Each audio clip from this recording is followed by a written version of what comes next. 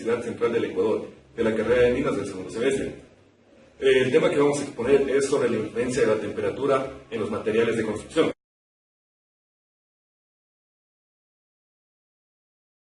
Hablar sobre la influencia de la temperatura en los materiales de construcción.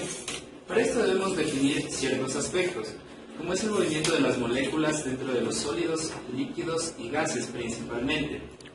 Debemos entender que en los gases las moléculas se desplazan, en los líquidos estas se sobreponen.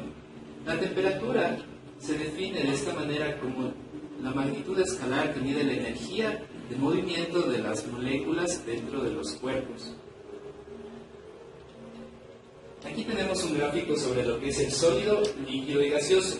¿Cuál es la temperatura mayor molecularmente hablando? Podemos definir que la temperatura de una misma sustancia que esté en estos tres estados se puede definir como que la temperatura de un sólido es menor a la temperatura de un líquido y así también es menor a la temperatura de un gas.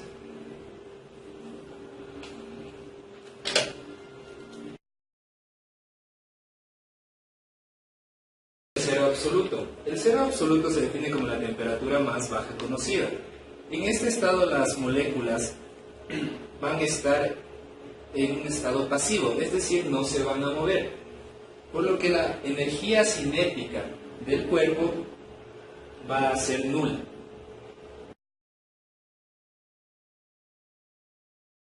Vamos a revisar lo que corresponde al concepto de dilatación.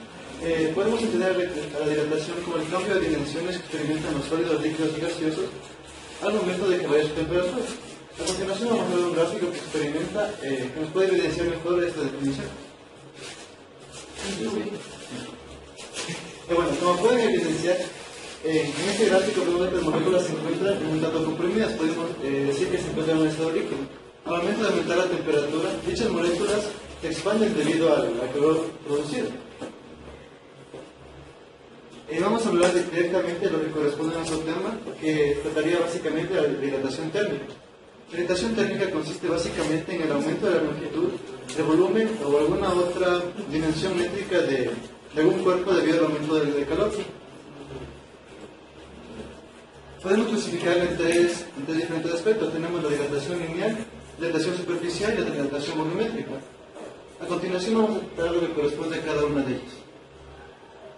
Tenemos en primera instancia lo que corresponde a la dilatación lineal. La dilatación lineal consiste básicamente en la variación de una única dimensión. Esto puede ser el ancho, el largo o la altura del cuerpo. Si nos fijamos en el gráfico que tenemos ahí, tenemos que una longitud inicial, luego, después de haber aplicado un aumento de temperatura, dicho cuerpo se dilata aumentando su longitud. Nos fijamos aquí, tenemos un delta L. Para calcular la longitud final, es decir, cuánto se ha elongado dicho cuerpo, tenemos una fórmula que consiste en la longitud final es igual a la longitud inicial multiplicada por 1 más el coeficiente de calor multiplicado a su vez por la variación de temperatura. Como mencioné anteriormente, la fórmula que tenemos para calcular la longitud final de una elongación consiste básicamente de los siguientes parámetros. Tenemos la longitud final multiplicada por 1 más el coeficiente de dilatación, a su vez multiplicado por la variación de temperatura. Y ahora, ¿cómo calculamos el coeficiente de dilatación? El coeficiente de dilatación lo podemos encontrar en diferentes tablas ya calculado, pero si nos interesa calcularlo de distintos minerales, pueden ser de hierro, del acero, lo tenemos en la siguiente fórmula. Consiste básicamente en la variación de la longitud inicial sobre la longitud inicial. Como mencioné anteriormente, tenemos lo que corresponde a la dilatación superficial y a la dilatación volumétrica. La dilatación superficial consiste en el aumento del área y la volumétrica, como su nombre lo dice, en el aumento del volumen.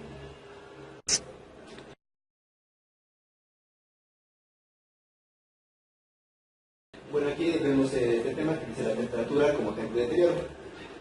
Aquí podemos ver que cuando existe una transferencia de calor hacia un material, este va a sufrir una serie de modificaciones al aumentar su energía interna.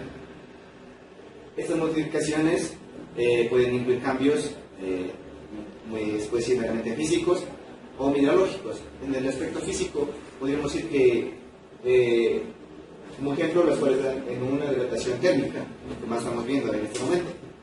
Y asimismo, que además la temperatura no solo va a influenciar en el material, sino que también en otros elementos asociados. Por ejemplo, podríamos decir que es el caso de un material poroso. Como se puede ver aquí, un ejemplo es el sellar del edificio. Las soluciones salinas introducidas en los sistemas porosos. Aquí tenemos una imagen que nos demuestra el deterioro a causa de la temperatura, pues los bloques que ya están al tercer tiempo deteriorados. Los rangos de la temperatura de la deformación, podemos decir que no existe una ecuación de tipo para calcular rangos especialmente, decir de forma matemática o física, pero sin embargo podemos describirlo cualitativamente, haciendo así como el comportamiento de los metales de acuerdo a sus mecanismos de endurecimiento o ablandamiento que puedan actuar en diferentes temperaturas. Y así podríamos deducir cuál es su cambio que ha sufrido, o como estamos hablando del deterioro. Muchas gracias.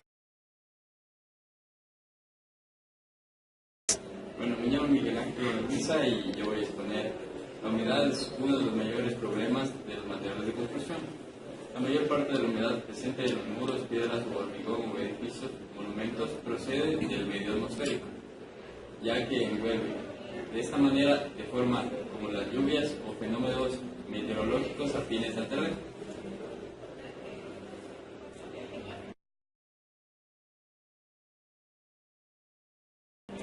Los tipos de humedad principales que afectan a los materiales de construcción son los atmosféricos, el proceso de humedad por la lluvia y el proceso del suelo.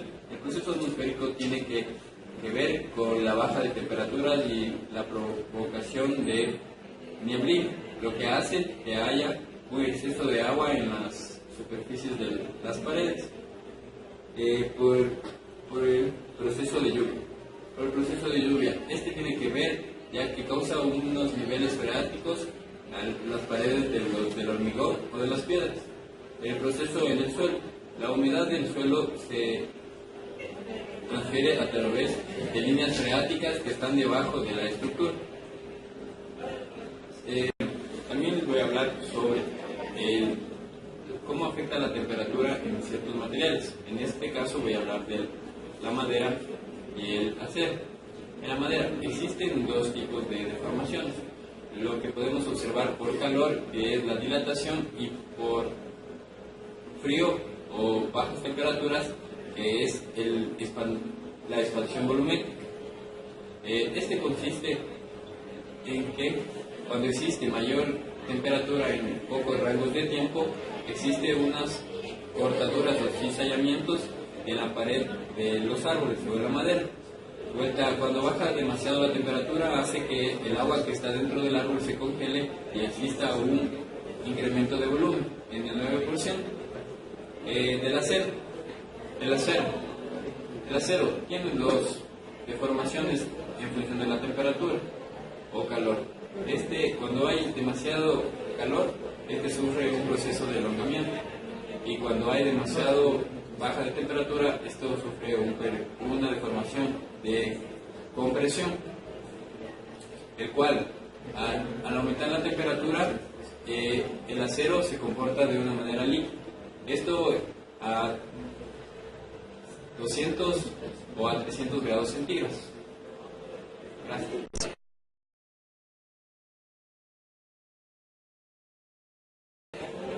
Con toda la teoría ya dada por mis compañeros, podemos comenzar a explicar sobre los ejemplos. A bajas temperaturas se nos presenta un fenómeno llamado fenómeno de temperaturas con ductibilidad y fragilidad. Esto de aquí lo que hace prácticamente es en el metal hacer que las moléculas y las partículas se unan más, provocando en los metales lo siguiente. Como aquí se puede ver un barco de la Segunda Guerra Mundial, el cual está varado en un muelle en el cual las temperaturas son extremadamente bajas. Como se puede apreciar en esta imagen, el barco se partió por la mitad debido a este fenómeno que ya acabo de explicar. A temperaturas altas. Uno de los mayores problemas de trabajar con acero en lugares demasiado cálidos es el calor, debido a que las moléculas se mueven más rápido y van un poco más lejos, como se puede apreciar en esta imagen. Aquí las moléculas en el lugar más caliente se mueven mucho más rápido, mientras que en la zona más fría se quedan más estáticas. Como un ejemplo prácticamente de todo lo que hemos hablado es el hotel más lujoso que hay en el mundo actualmente, el Burj Khalifa. Este fue uno de los retos de arquitectura e ingeniería más grandes que hay en la actualidad, debido a que se encuentra en Dubái. En Dubái la temperatura llega a variar al día de entre 14 grados centígrados, dando como resultado una expansión y contracción del metal. Esto se le conoce como expansión térmica. La expansión térmica no es nada más que el aumento o disminución del volumen de los materiales. Agradecemos su atención y esperamos este video sea de su utilidad.